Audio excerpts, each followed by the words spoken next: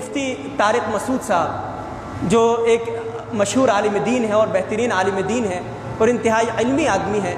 اور ایک دوسرے شخصیت ہیں کہ جنہیں محمد علی مرزا کے نام سے، انجینئر مرزا کے نام سے لوگ جانتے ہیں، وہ بھی انتہائی علمی شخصیت ہیں۔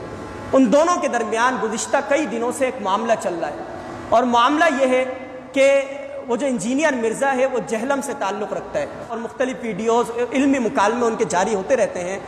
تو مفتی طارق مسعود صاحب اور انجینئر مرزا کے درمیان کچھ دنوں سے جھگڑا چل رہا ہے، اور جھگڑا یہ ہے کہ یہ کہہ رہے ہیں کہ آپ جہلم آؤ، اور جہلم آنے کے بعد آپ کی جو کتاب ہے المہند علی المفند،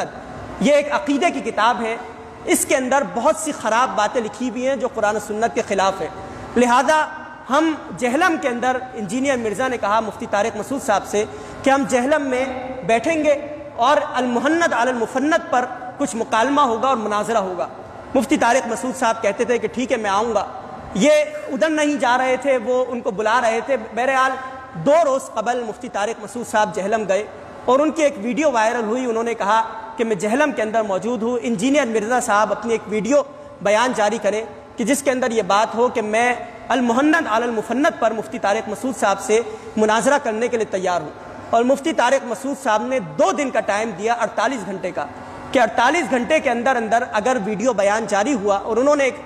فون نمبر بھی دیا کہ اس پر رابطہ کیا جائے، اگر بیان ان کا آیا تو میں مناظرے کے لیے تیار ہوں اور ان کے ساتھ گفتگو کرنے کے لیے تیار ہوں۔ بالآخر نتیجہ یہ ہوا کہ 2 دن گزرے اور انجینئر علی مرزا نے کوئی جواب نہیں دیا، اور مفتی طارق مسعود صاحب نے پھر ایک ویڈیو جاری کروائی، اور پھر وہ اپنے شہر کراچی کی جانب واپس پلٹ آئے۔ تو معاملہ دراصل یہ ہے کہ ہمیں بات سمجھ نہیں آتی کہ علماء آپس میں کیوں لڑتے ہیں، یعنی ایک دوسرے سے لڑنا صرف اس بنا پر کہ اپنے مسلک کو درست ثابت کریں، یعنی یہ مسلک کی لڑائی جو ہے منبر و محراب کے ذریعے، یہ مناسب نہیں ہے کہ آپس میں علماء کرام مسلک کی لڑائی لڑیں۔ کوئی دیوبندی ہے، کوئی بریلوی ہے، کوئی اہل حدیث ہے، وہ اس کے عالم کو برا کہتا ہے، وہ اس کے عالم کو برا کہتا ہے، یعنی یہ منبر و محراب جو نبی کریم صلی اللہ علیہ وسلم نے دین کی تبلیغ کے لیے استعمال کیے، دین کی دعوت کے لیے استعمال کیے، اللہ کے کلمے کو بلند کرنے کے لیے استعمال کیے، قرآن و سنت کے نظام کو غالب و نافذ کرنے کے لیے استعمال کیے، اس منبر و محراب کو آپس کے مناظروں کے لیے اور اپنے مسلک کو درست ثابت کرنے کے لیے اور ٹکڑوں میں بٹنے کے لیے علماء کرام استعمال کریں، یہ علماء کو زیب نہیں دیتا۔ لہذا میں ان کو یہ پیغام پہنچانا چاہوں گا کہ یہ جو آپ لوگوں کی آپس کی تلخ نوازی ہے اس کو ختم کریں، اور محبت سے ایک دوسرے سے پیش آئے، امت کو جوڑنے کا کام کریں، امت کو توڑنے کا کام نہ کریں۔ یعنی مفتی طارق مسعود صاحب سے جو لوگ محبت رکھتے ہیں وہ آپ انجینئر مرزا کو برا بولیں گے، انجینئر مرزا سے جو